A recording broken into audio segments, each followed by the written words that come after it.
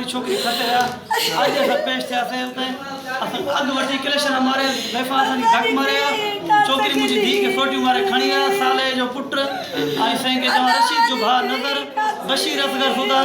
ये समूरा के कलेक्शन हमारे लठा सैफन के मारे रोड ते बदल दे सके कोरट का मोटे आ जाते बना सके छोकरी खसेगा आसान अस्सलाम वालेकुम नाज़रीन नवाज़ सी रहियो A4 JDO न्यूज़ ऐं वज़ीर उंडड़ ख़बर शामिल कयूं था यूसुफ रिंद जी बुढाणी वेझो ॻोठ मीरल सांगीअ जे रहवासी 20 साला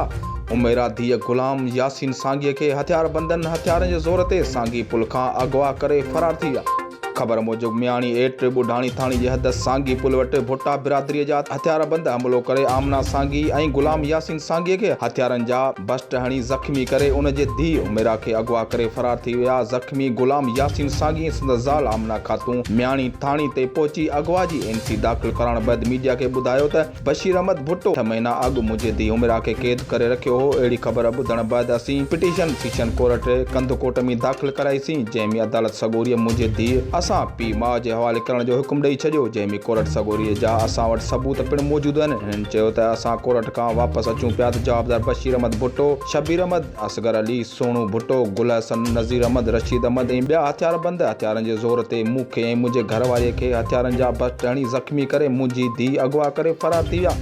हिननि वधीक SSP कश्मीर IG सिंध खे पुरज़ोर अपील कई त अगवा थियल मुंहिंजी हुमेरा वापसि कराए जवाबदारनि खे गिरफ़्तार करे कानून मुताबिक़ सख़्त सज़ा ॾिनी वञे। वधीक ख़बरनि अपडेट लाइ ॾिसंदा रहो A4 JDO न्यूज़।